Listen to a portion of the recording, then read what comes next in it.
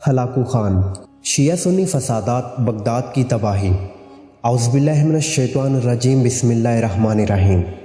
Deep knowledge fact کے معزز سامعین، آپ کی خدمت میں ہمارا محبت و عقیدت بھرا سلام۔ بہت خوشی ہوئی یہ جان کر کہ آپ کو ہماری ویڈیوز کا انتظار رہتا ہے۔ اصل ترقی تو یہی ہے کہ ہماری معلومات کو بے حد پسند کیا گیا، اور امید سے بڑھ کر آپ لوگوں کے تبصرات دیکھ کر تو خوشی کی انتہا نہ رہی۔ ڈیپ نالج فیکٹ کے مکرم ناظرین، کسی قوم کی یکجہتی جب انتشار کا شکار ہوتی ہے تو اس کی دفاعی قوت میں دراڑیں پڑ جاتی ہیں۔ کوئی قوم جب اپنے مرکز سے ہٹ جاتی ہے تو اس کی شیرازہ بندی منتشر ہونا شروع ہو جاتی ہے۔ ایسے ہی جب کسی قوم کا مرکز کمزور ہو جاتا ہے تو نہ صرف مختلف صوبوں کے عالم بغاوت و سرکشی کے خواب دیکھنے لگتے ہیں، بلکہ بیرونی قوتیں بھی اس کی کمزوریوں سے فائدہ اٹھانے کے لیے تانک جھانک کرنے لگتی ہے۔ یہی حال بغداد کی خلافت کا بھی ہوا۔ قوم میں یکجہتی نہ رہی، مرکز کمزور ہو گیا، صوبے بغاوت پر اترنے لگے۔ اپنے لوگوں نے ذاتی مفاد کی خاطر بغاوت پر اترنا شروع کر دیا اور غیر ملکیوں کو حملہ آور ہونے کی دعوت دی۔ ان غیر ملک دشمن میں سے ایک ہلاکو خان بھی تھا، جو دشمن پر تباہی و بربادی کا طوفان بن کر اترا۔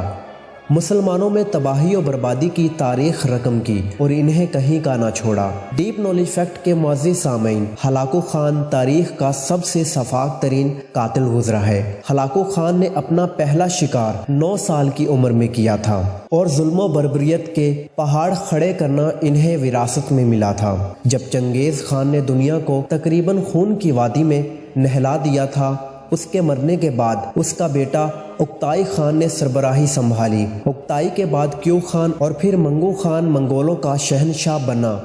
کوئی ایسی زمین، کوئی ایسی جگہ اور کوئی ایسا ملک انہوں نے نہیں چھوڑا جہاں خون کی ہولی نہ کھیلی ہو۔ ہلاکو خان منگو خان کا چھوٹا بھائی تھا، اور کہتے ہیں کہ وہ اپنے باپ کا لاڈلا تھا، اور اس کے باپ کے پیار اور محبت نے اسے بہت ضدی بنا دیا تھا۔ ہلاکو خان نے اپنے باپ کی پہلی بیوی اور اپنی سوتیلی ماں سے شادی رچائی، جس کا نام دوغوز خاتون تھا، جو ایک عیسائی فرقے سے تھی۔ چنگیز خان نے جو مسلمان ممالک فتح کیے، ان کا کنٹرول ہلاکو خان کے ذمے آیا۔ ہلاکو خان بغداد پر حملہ کرنے سے ڈرتا تھا، اور بغداد کے قلعے اور فوجی پاور سے بھی اسے ڈر لگتا تھا، تو کیوں کر اس نے بغداد کا نام ہی نقشے سے تقریباً مٹا ڈالا۔ ڈیپ نالج فیکٹ کے معزز سامعین، بغداد عیش و عشرت کا بہترین شہر بن چکا تھا، اور کچھ غداروں نے شیعہ سنی بحث و مباحثہ کو ہوا دی، جو آخرکار رد عمل اختیار کر گیا۔ اسی طرح بغداد کے نامور علماء و مشائخ گلی کوچوں میں مناظرے اور مباحثوں کی پگڑی اچھالنے لگے، اور یوں بغداد فرقہ واریت کی نظر ہو گیا۔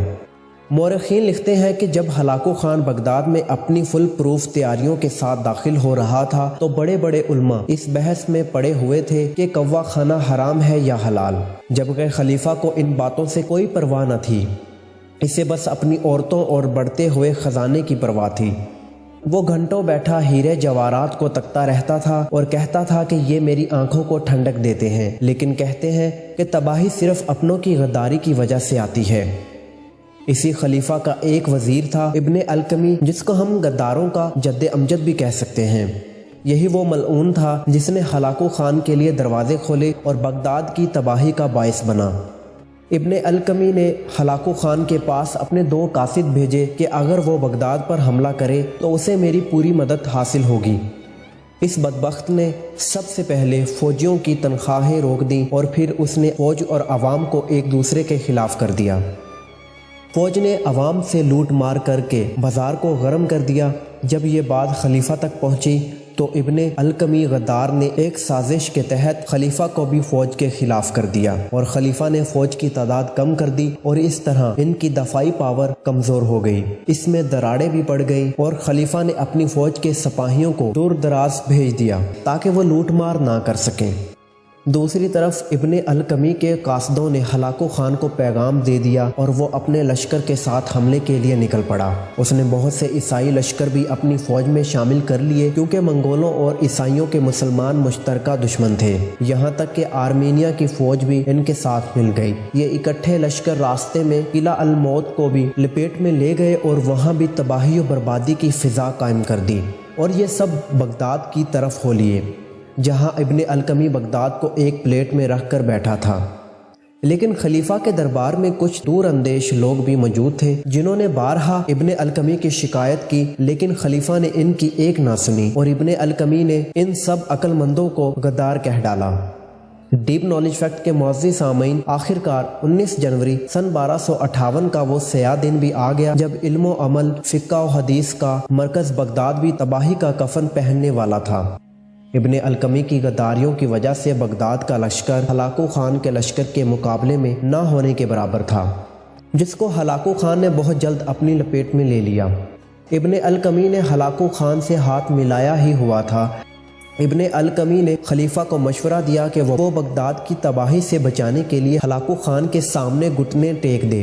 خلیفہ اپنے چند وزیروں کے ساتھ ہلاکو خان سے ملنے گیا۔ ہلاکو خان نے خلیفہ سے کہا کہ اپنے شہریوں سے کہو کہ ہتھیار ڈال دو اور شہر سے باہر آ جاؤ۔ بالکل ایسا ہی ہوا۔ جب شہر سے باہر آ گئے، لیکن منگولوں نے ہلاکو خان کے حکم پر بغیر تمیز کیے نہ بچہ دیکھا، نہ جوان، نہ عورت، نہ مرد، نہ بوڑھا، سب کے گلوں پر خنجر پھیر دیا اور خون کی ایک صفاق ہولی کھیلی اور کھوپڑیوں کے مینار لگا دیے گئے، یہاں تک کہ دریائے دجلہ کا پانی 1 یا 2 ماہ تک سرخ رہا، اور ہلاکو خان نے یہ سب مناظر خلیفہ کو دکھائے۔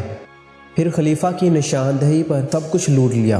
خلیفہ وقت کا کھانا پینا بند کر دیا گیا۔ جب خلیفہ نے کھانے کی طلب کی تو اسے خزانے دیے گئے، لیکن خزانے تو کھانے کی چیز نہیں تھی۔ ہلاکو خان نے کہا کہ تم نے یہ خزانہ جمع کیوں کر رکھا تھا؟ اگر تم اسے اپنے لوگوں پر استعمال کرتے تو تمہیں آج یہ دن نہ دیکھنے پڑتے۔ اتنی دولت سے تو تم ساری دنیا کی فوج خرید سکتے تھے، ہتھیار بنا سکتے تھے۔ پھر ابن القمی کو یہ کام سونپا گیا کہ خلیفہ کو اس طرح قتل کیا جائے کہ اس کا خون زمین پر نہ گرے۔ ابن القمی نے خلیفہ کو قلین میں لپٹا دیا، لپیٹ کر اسے اتنی لاتیں ماری کہ اس کا دم نکل گیا۔ ابن القمی اس لالچ میں تھا کہ ہلاکو خان اسے خلیفہ وقت کا خطاب دے گا، لیکن ہلاکو خان نے بغداد میں اپنا آرمی گورنر مقرر کر دیا۔ ہلاکو خان نے ابن القمی کو صرف ادنا کاموں کے لیے رکھا ہوا تھا۔ ہلاکو خان نے کہا کہ جو شخص اپنے مذہب، اپنے ملک، خلیفہ اور اپنی عوام سے غداری کر سکتا ہے تو وہ ہم سے کیا وفا کر سکتا ہے۔ بالآخر ابن القمی کو بڑی اذیت ناک موت سے دوچار کیا، اور اس طرح سے غداریاں، فرقہ پرستی اور آپسی نفرت اور عداوتیں کسی بھی ملک و قوم کی بنیاد کو کھوکھلا کر دیتی ہیں، اور آخر کار انہیں دیمک کی طرح چاٹ جاتی ہیں اور تباہی و بربادی ان کا مقدر بن جاتی ہے۔ ڈیپ نالج فیکٹ کے معزز سامعین، امید ہے پہلی ویڈیو کی طرح آپ کو ہماری یہ ویڈیو بھی پسند آئی ہوگی۔ مزید معلومات حاصل کرنے کے لیے ہمارے ساتھ جڑے رہیے۔